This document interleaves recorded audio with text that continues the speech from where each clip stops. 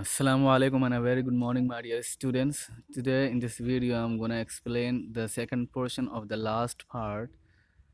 So let's get started. हमने इससे पहले पढ़ा इससे पहले वाले पेज में इसी थर्ड पार्ट के अंदर कि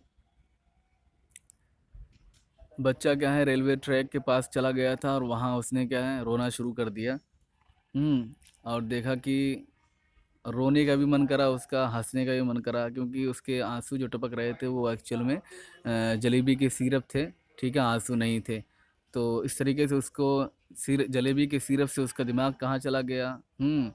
फिर कहाँ चला गया आपने बताया। उसके बाद ऐसे ही पहुँचते पहुँचते मास्टर गुलाम मोहम्मद से, फिर से मास्टर गुलाम मोहम्मद से क्या है, फिर उसको डंडा याद आया, उनके डंडे से क्या है अल्लाह याद आया। ठीक है, तो ऐसे ही वो दुआ करने लगा। फिर बिगैन टू प्रे, उसने दुआ मांगना शुरू किया। क्या दुआ मांगना शुरू किया, इस पेज में हम पढ़ेंगे उसको। ठीक है, अल्लाह मियाँ I am very good boy. उसने कहा अल्लाह मियाँ मैं बहुत अच्छा लड़का हूँ। I have memorised the entire नमाज, मुझे पूरी नमाज याद है। आपको एक बात याद रहनी चाहिए कि जो राइटर हैं जिन्होंने अपने आप को बच्चा सपोज किया है वो मुस्लिम हैं और कोई कासिमी है, जहाँ तक मुझे आइडिया है। अभी देखते हैं, ये देखिए क्या है इन्होंने लिखा है। हाँ, अहमद नदीम कासिमी।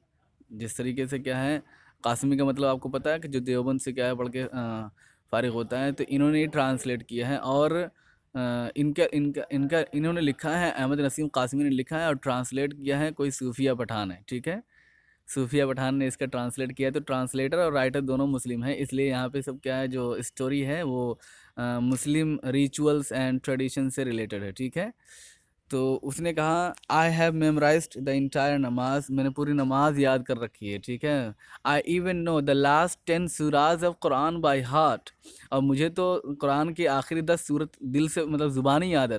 या बाय हार्ट का मतलब होता है ज़ुबानी। ठीक है, so I know by heart मतलब मुझे ज़ुबानी याद है।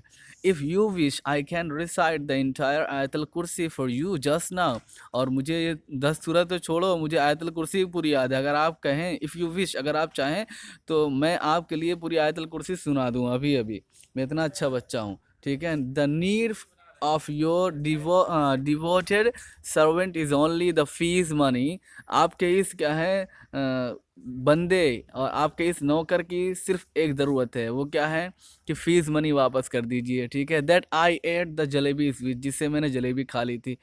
So all right I admit I made a mistake, ठीक है मैं मानता हूँ कि मैंने गलती की। I didn't eat them all bye my self, लेकिन मैंने इतनी बड़ी भी गलती नहीं की कि खुद से सब खा गया हूँ, बल्कि खिलाया भी था, मैंने खुद नहीं खाया था सब। Though I fed them to a whole lot of children too, मैंने तो उनको बहुत सारे चिल्ड्रन को भी खिलाया, बच्चों को भी बांटा, गरीबों में भी बांटा। ठीक है, मैंने अकेले तो खाया नहीं था। ठीक है, मैंने मिस्टेक की, लेकिन बांटा भी तो था। But yes it was a mistake, लेकिन ठीक है फिर भी मैं मानता हूँ मेरी गलती थी। If I had known the scholarship money would be given next month, अगर मैंने जाना होता, इफ आई हैड नोन ये स्ट्रक्चर है, मतलब अगर ऐसा होता, अगर मैंने जाना होता कि स्कॉलरशिप मनी ये नेक्स्ट मंथ मिलने वाली है, so I would neither have eaten them nor fed them to the others, ना तो मैंने उनसे जलेबी खाई होती और ना दूसरों को खिलाई होती। मैं तो अल्लाह मियाँ नहीं हूँ ना, आप तो अल्लाह मियाँ है ना। Now you do one thing, अब आप एक काम कीजिए, just put 4 rupees in my pocket, in my bag, सिर्फ क्या है 4 रुपया मेरे बैग में रख दीजिए।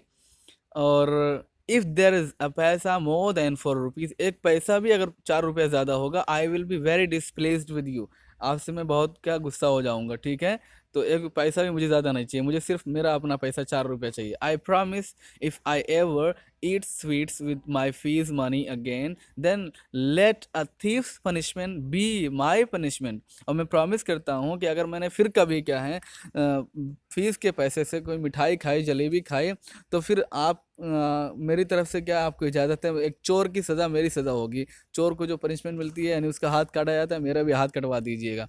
ठीक है, सो अल्लाह मियाँ just this once help me out, इसलिए अल्लाह मियाँ सिर्फ एक बार मुझे बचा लीजिए, मेरी हेल्प कर दीजिए। देयर इज़ नो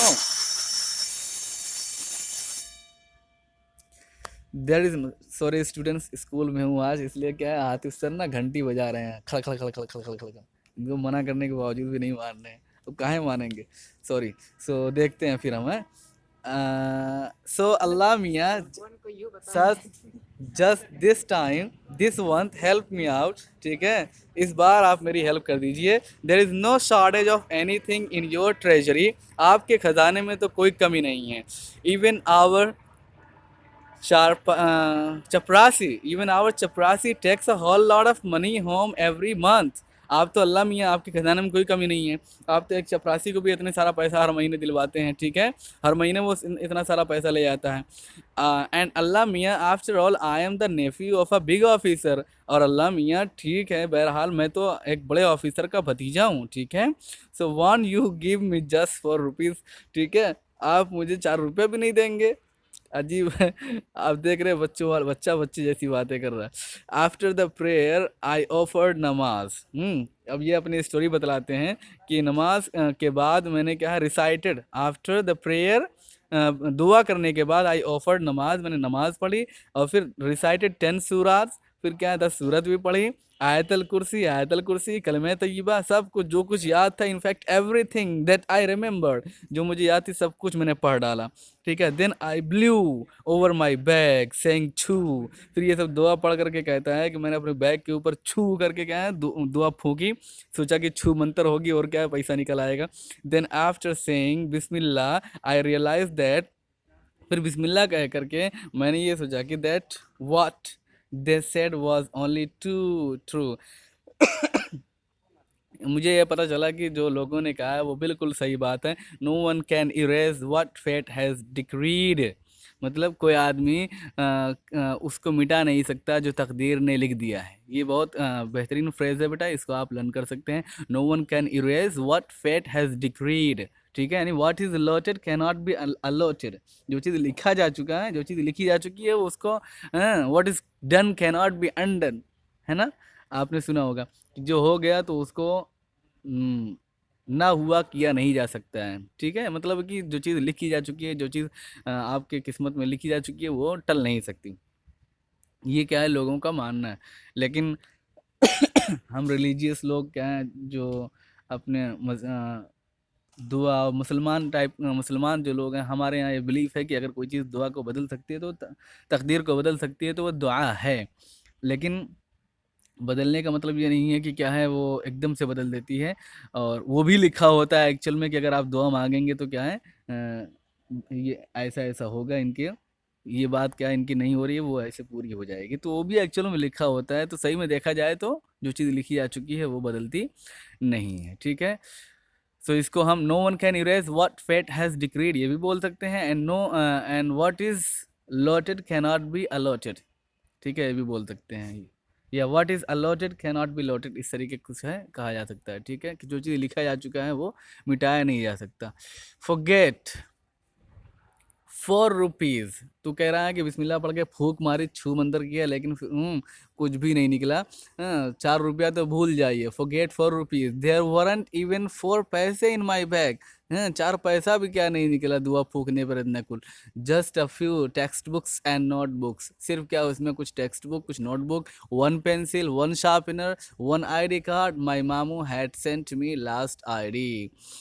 यानी 1 पेंसिल थी, 1 शार्पनर था और कुछ नहीं था. एक ID कार्ड भी था जो मेरे मामू ने क्या लास्ट टाइम भेजा था. नहीं मतलब आखिरी ID ये भेजी थी, रोज़ाना गुम हो जाती थी. तो लास्ट ID यही थी मेरे जेब में, वो मेरे बैग में, वो भी क्या उसके अलावा कुछ नहीं था. तो यही सब क्या चीज़ें मिली. छू मंतर करने पर, बिस्मिल्लाह पढ़ के फूकने पर और दुआ करके नमाज़ करने पर कुछ फ़ायदा नहीं आया मेरा. दुआ करना, नमाज़ करना. ये कह रहा, I felt like crying as loudly as I could. But then I remembered that school must have ended and the children must be on their way home. Tired and defeated, I got up from there and walked to the bazaar and waited for the school bell to ring so that when the children came out, I too walked home with them as if I had come straight from school.